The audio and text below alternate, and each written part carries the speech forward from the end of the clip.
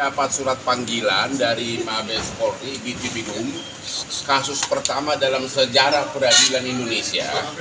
Surat panggilan tersebut terkait dengan laporan Ketua Pengadilan Negeri Jakarta Utara terhadap Rasman Nasution dan kawan-kawan terkait dugaan pelanggaran pasal 207, 217 dan 351 KUH pidana, yaitu tentang penghinaan terhadap pengadilan, menimbulkan kegaduhan di persidangan dan perbuatan tidak menyenangkan.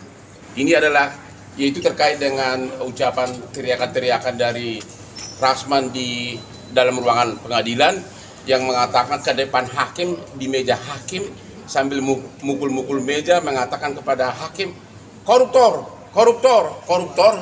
Dan juga adanya oknum pengacara junior yang mungkin masih jarang bersidang, yaitu Firdaus, yang naik ke meja di persidangan dengan pakai jubah pengacara, dan juga beberapa oknum, ada dua ibu-ibu itu yang mak-mak yang sudah tua tuh yang juga menimbulkan kegaduhan, dan juga teriakan-teriakan dari istrinya Rasman. Itu kira-kira intinya.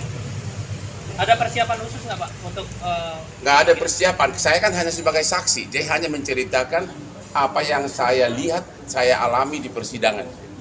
Yang jelas ini adalah kasus pertama dalam sejarah peradilan Indonesia. Tapi waktu persidangan itu seperti apa sih, Bang Hotman? Kronologinya seperti apa sih? Kronologinya kan Anda sudah lihat begitu. Kan intinya begini, kan si Rasman menuduh sampai 11 kali posting di Instagramnya mengatakan saya itu penjahat seks, saya itu kelainan seks. Dan kalau sidang pertama, kedua kan sampai ketiga kan sidang terbuka kan. Tapi giliran saya sebagai saksi kan harus yang menjadi acara kan pembuktian apakah ada penjahat seks dan kelainan seks. Berarti kan itu terkait dengan asusila. Menurut undang-undang bahwa apabila materi persidangan adalah tentang asusila harus tertutup. Begitu hakim mengetok bahwa itu tertutup, dia marah-marah karena dia sudah bawa begitu banyak TikTok dan sebagainya. Dia mungkin mau pansus, mau fashion show di persidangan, padahal gue jauh lebih ganteng kan. Bang, tapi hari ini kan dia menghadap sama MA Bang terkait dengan pembekuan.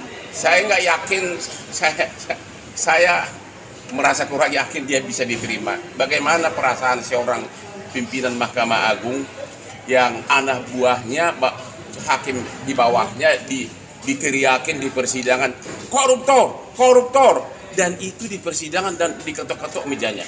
Jadi dia sudah sadar bahwa sudah berakhir karir dia, karena ada dua hal yang paling penting. Selama itu masih dibekukan, maka semua surat kuasa maupun pembelaan dari Rasman dan Firdaus yang dibuat sejak tanggal pembekuan kepada klien manapun batal demi hukum karena dibuat oleh orang yang tidak berwenang. Tentu kedua, masyarakat tentu akan pasti menjauh, akan memakai pengacara. Orang memakai pengacara kan untuk menang, untuk membela diri, bukan untuk kalah.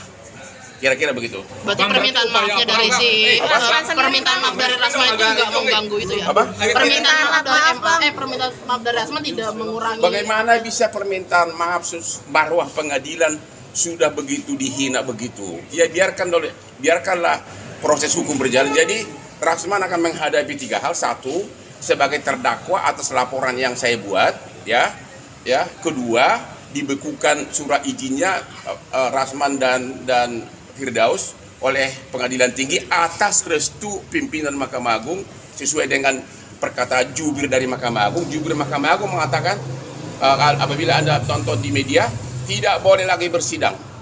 Yang ketiga, ada laporan polisi dari Ketua Pengadilan Negeri yang juga pidana, dan ini sangat cepat atensinya. Saya yakin dalam waktu dekat Rasman dan Firdaus dan kawan-kawan akan jadi tersangka. Jadi ada 3 malapetaka yang mereka hadapi. Pak, ada pesan khusus untuk Rasman dan teman-teman? Pesan khusus Pak Rasman agar tobat, kalau mau sukses seperti Hotman Paris, jangan nyinyir, jangan senggol orang, tapi berkaryalah seperti Hotman Paris yang kerja dari jam 3 subuh sampai malam, akhirnya mewakili ribuan para naga.